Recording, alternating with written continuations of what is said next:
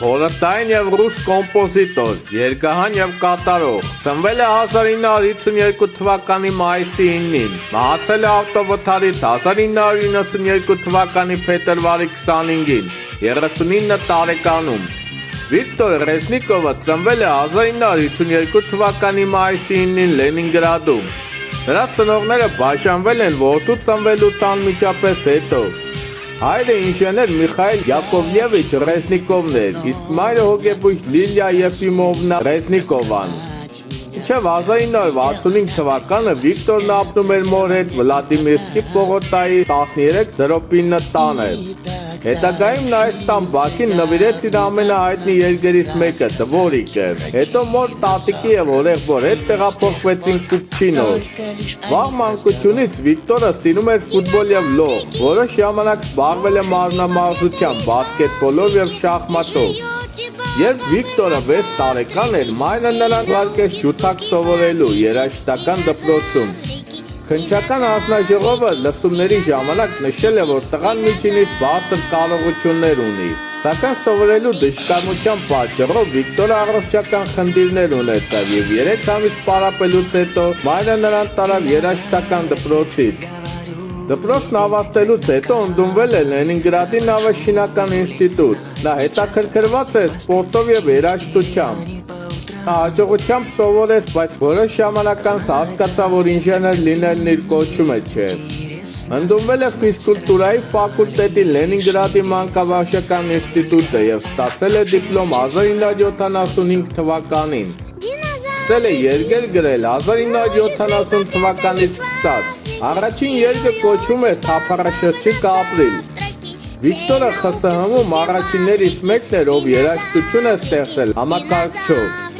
1978 թվականից սկսած Վիկտոր Ռեզնիկովն աշխատել է Լենկոնցերտ պետական համերգային կազմակերպությունում։ Կոմպոզիտորը հայտնի դարձավ «Ուլետայ Տուչա» երգով, որը կատարել է 1979 թվականին հայտնի խորհրդային փոփ երգչուհի Ալլա Պուգաչովան։ 1979 թվականին Վիկտոր Ռեզնիկովը դերասան եւ երգիչ Միխայել Բոյասկուն առաջարկել է իր մի քանի երգեր։ Բոյասկու խոսքով Ռեզնիկովը մի քանի անգամ եկել է իր մոտ թատրոնում փորձերի համար եւ համառորեն առաջարկել է լսել իր երգերը։ Հաջորդ անգամից հետո Բոյասկին լսեց եւ անմիջապես համաձայնեց աշխատել նրա հետ։ Այնուհետև նա ձայնագրեց Ռեզնիկովի երկու երգ՝ «Նեբեդա» եւ «Ամառ առանց քեզ» երգերը, իսկ հաջորդ տարիներին մի շարք նոր երգեր՝ «Դվորիկ» 1983 թվական, «Я забуду о тебе» 1976 թվական, «Ռոդևսյո Նիչևո» 1977 թվական եւ «Կարտոշնի Տոմիկ» 1977 թվական երգերը։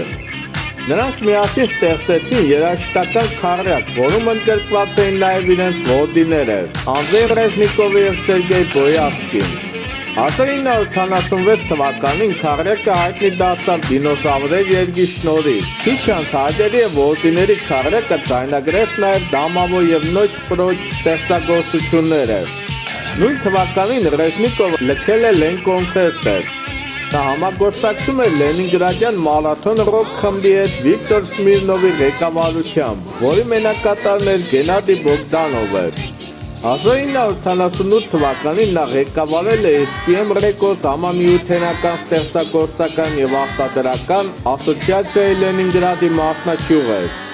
Վիկտոր Ռեզնիկովը դարձավ Լենինգրադի երիտասարդ կոմպոզիտորներ փառատոնի եւ տարվա երկհամամիութենական հեռուստատեսային փառատոնի դափնեկի։ 1985 թվականի զինվոր երգի կատարմամբ, երգչուհի Լյուդմիլա Մենչինայի կատարմամբ, 1987 թվականի եւ խաղաթղթերի տուն երգով երգչուհի Իրինա Օտիևայի կատարմամբ, ինչպես նաեւ երկու երգեր երգչուհի Լարիսա Դոլինայի կատարմամբ։ Նրա երգերը կատարել են խորհրդային բեմի առաջատար երգիչներ եւ անսամբլներ՝ Ալլա Պուգաչովան, Լարիսա Դոլինան, Վալերի Լյոնցևը, Իգոր Իվանովը, Իրինա Օտիևան, Վիա Պեսնյարի խումբը, Յակ Ջոալան, Ան Վեսկին, Լյուդմիլա Սենչինան, Տինիս Մմբայեն, Ռոզատը։ Նա գրել է ինչպես դառնալ աստղ երաժշտական ֆիլմի երաժշտությունը, որը ունեցել է հանդիսատեսի մեծ հաջողություն։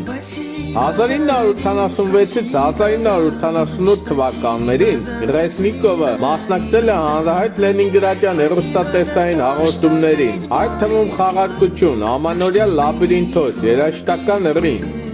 Մրցում է լենինգրադցի կոմպոզիտոր Իգոր Կորնելյուկի հետ, ինչպես նաև բազմիցս հանդես է եկել կենտրոնական հեռուստատեսության երաժշտական ծրագրերում, ինչպիսիք են Ուտրեննայա պոչտա, Չիրյե կրուկ և 1990 թվականի Պրոգրամմա Ա հաղորդման փառատոնում։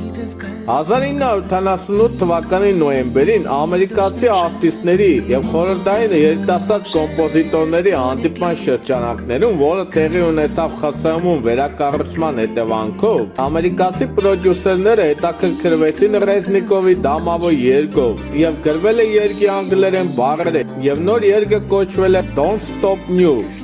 1990 թվականի հունիսին թողարկվել է Music Speaks Louder Than Words սովետաամերիկյան ալբոմը, որը ներառում է նաև Վիկտորի երգը Քվեր Գլսի կատարմամբ։ Միևնույն ժամանակ Քվեր Գլսը թողարկեց Don't Stop New Funk Boutique Maxi Single-ը։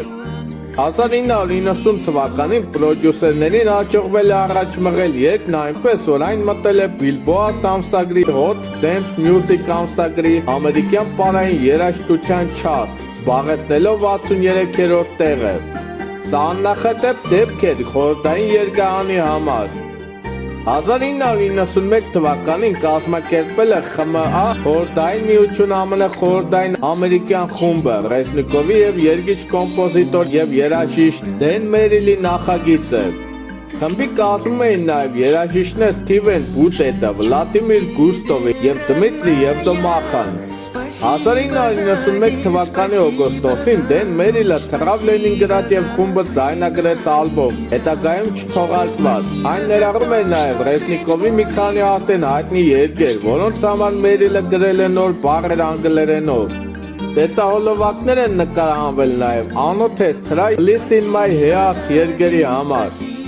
1991 թվականին Վիկտոր Ռեզնիկովի, Յուրի Դավիդովի, Միխայիլ Մուրոմովի նախաձեռնությամբ ստեղծվեց ռուսական էստրադայի աստղերի Ստարկով ֆուտբոլային թիմը։ Նախագծի գաղափարն էր միավորել աստղային ֆուտբոլային հանդիպումները և լայնածավալ գալա-համերգները բարեգործական նպատակներով։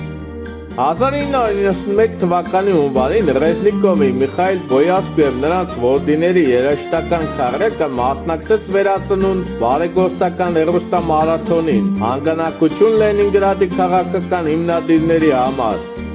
1991 թվականի վերջին Ռեզնիկովը գրել է իր վերջին երգը «Շնորհակալություն սիրելիս» երգը, որը ձայնագրվել է Միխայիլ Բոյասկու կողմից 1992 թվականի սկզբին։ 1992 թվականի փետրվարի 23-ին Ռեզնիկովը վարում էր իր VAZ 2106 մեքենան, որպեսզի 3 տարեկան դստերը Աննային տանի Լիլիա Եֆիմովնայի տատիկի մոտ։ Թիվ 28.1 և 30 տների միջև Բելգրադսկայա փողոցով շրջվելիս երկրորդ շարքում մեծ արագությամբ հետևից ընթացող Վոլգա մակնիշի ավտոմեքենան բախվել է իր մեքենային։ Վթարի հետևանքով դուստրը չի տուժել։ Վթարը տեղի ունեցել կոմպոզիտորի մոր աչքի առաջ, ով դուրս է եկել նրան դիմավորելու։ Ռեզնիկովն անցկացրել է ավելի քան 2 օր Կիրովի անվան ռազմաբժշկական ակադեմիայում, սակայն բժիշկներին չհաջողվեց փրկել նրան, և 1992 թվականի փետրվարի 25-ին Ռեզնիկովը մահացավ 39 տարեկանում։ Նրան թաղել են Սանկտ Պետերբուրգի արվարձանում գտնվող Կոմարովսկոյե գերեզմանատանը։